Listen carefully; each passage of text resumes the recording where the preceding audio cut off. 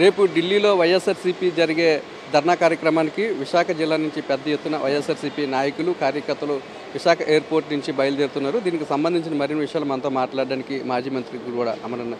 Sir చెప్పండి sir, రేపు ఢిల్లీలో జరిగే ధర్నా తాలూకా ప్రధాన ఉద్దేశం ఏంటి? ఏ అంశాలను మీరు ఢిల్లీ వేదికగా దేశం మొత్తానికి తెలియజేయనున్నారు? రేపటికి కొత్త ప్రభుత్వం ఏర్పాటై కూటమి ప్రభుత్వం 50 రోజులు పూర్తవుతుంది. గడిచినటువంటి 50 రోజుల్లో జరిగినటువంటి అఘాయిత్యాలు 31 మంది ప్రాణాలు తీశారు, 300 మంది పైగా దాడులు చేసేటువంటి కార్యక్రమం చేశారు, దాదాపు 500 పైచీలకు ప్రభుత్వ కార్యాలయాల మీద దాడులు చేశారు, ప్రైవేట్ కార్యాలయాల మీద దాడులు చేశారు.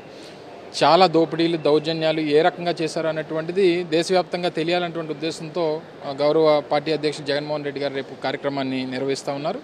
రేపు తప్పకుండా, ఎందుకంటే పార్లమెంట్ కూడా జరుగుతూ ఉంది, ప్రధానమంత్రి గారు, కేంద్రంలో ఉన్నటువంటి వివిధ రాజకీయ పార్టీలు వాళ్ళందరూ కూడా రాష్ట్రంలో జరుగుతున్నటువంటి అరాచకమైనటువంటి పరిపాలన, వారికి అధికారం ఇచ్చినటువంటిది సమగ్రంగా పరిపాలన చేయాలని చెప్పి, సుపరిపాలన అందించాలని చెప్పి, వారు ఇచ్చినటువంటి హామీలు నిలబెట్టుకోవాలని చెప్పి ప్రజలు అవకాశం ఇచ్చారు తప్ప ఈ రకంగా ప్రజల మీద దాడి చేయడానికి, వైఎస్ఆర్ కాంగ్రెస్ పార్టీ నాయకత్వం మీద ఇబ్బందులు పెట్టడానికి వారికి అధికారం ఇచ్చారన్నటువంటిది వారు మర్చిపోయి ఇచ్చేస్తూ ఉన్నారు. రేపు డెఫినెట్గా దీనికి సంబంధించి రేపు జాతీయ స్థాయిలో ఈ ధర్నా నిర్వహించిపోతూ ఉన్నాం. దేశ ప్రజలందరికీ కూడా జరుగుతున్నటువంటి కార్యక్రమాలన్నీ కూడా తెలియజేసేటువంటి కార్యక్రమం చేస్తాం. ఇప్పుడు కూడా ఇటువంటి చంపుకునే సంస్కృతి లేదు, కానీ కొత్తగా టీడీపీ అధికారంలోకి వచ్చిన తర్వాత ఇష్టానుసారంగా నడి రోడ్డు మీద నరికే పరిస్థితి కనపడుతుంది.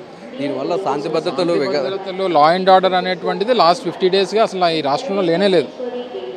అంటే ఎంత నెగ్లిజెన్స్గా అటు ముఖ్యమంత్రి కానీ, ఇటు హోంమంత్రి కానీ, లేదా సంబంధించినటువంటి వ్యక్తులు కానీ ఎంత నెగ్లిజెన్స్గా మాట్లాడుతూ ఉన్నారని అంటే ఒకవేళ ఇన్సిడెంట్ ఏదైనా జరిగినా దానికి ఏదో వీళ్ళు కారణం కానట్టు, వీళ్ళకి సంబంధం లేనట్టు, అసలు ఇక్కడ ఏం జరిగినా మేము సమాధానం చెప్పాల్సినటువంటి అవసరం లేనట్టు, మేము అసలు ప్రజాస్వామ్యంలో లేవు అన్నట్టు, మా రెడ్ బుక్ రాజ్యాంగాన్ని మేము అమలుపరుస్తాం అన్నట్టు వాళ్ళ వ్యవహార తీరు అనేటువంటిది చాలా శోచనీయం.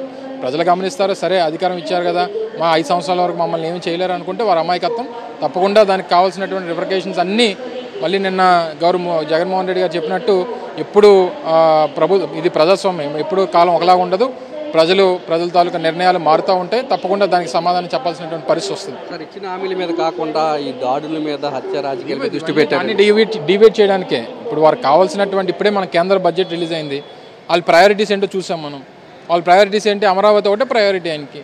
అమరావతికి 15,000 కోట్లు ప్యాకేజ్ ఇస్తున్నారు కాబట్టి నాకు ఇంకేం అవసరం లేదు, నాకు ప్రత్యేక హోదా అవసరం లేదు, నాకు ఇంకేం అవసరం లేదు, నాకు రాష్ట్రానికి సంబంధించినటువంటి వెనుకబడినటువంటి జిల్లాలతో సంబంధం లేదు, అమరావతికి నాకు ప్యాకేజ్ ఇస్తే నేను అన్నింటినీ తాకడ పెట్టేస్తానని చెప్పినటువంటి పరిస్థితి కనబడతా ఉంది ఈరోజు బడ్జెట్లో. సో ఇవన్నిటికి సమాధానం చెప్పాల్సినటువంటి రోజులు వస్తాయి. సరే, ఇప్పుడు ఇంకా 2 నెలలు అయింది కాబట్టి మేము ఏం మాట్లాడినా సరే మేము ఏదో పడక మాట్లాడినట్టు ఉంటుంది. సో ఈ రోజన్నా రేపన్నా ప్రజలకు సమాధానం చెప్పాల్సినటువంటి అవసరం వస్తుంది. మేము కూడా సమయం ఇచ్చే మేము వారితో మాట్లాడాలనేటువంటి ప్రయత్నం చేస్తూ ఉన్నాం, కానీ వారు ఆ సమయం కూడా ఇవ్వట్లేదు. తప్పకుండా వచ్చినటువంటి కాలాన్ని దానికి అనుగుణంగా ప్రజలకి అవసరార్థం, రాష్ట్ర అవసరాల కోసం పోరాటం చేస్తుంది వైఎస్ఆర్ కాంగ్రెస్ పార్టీ.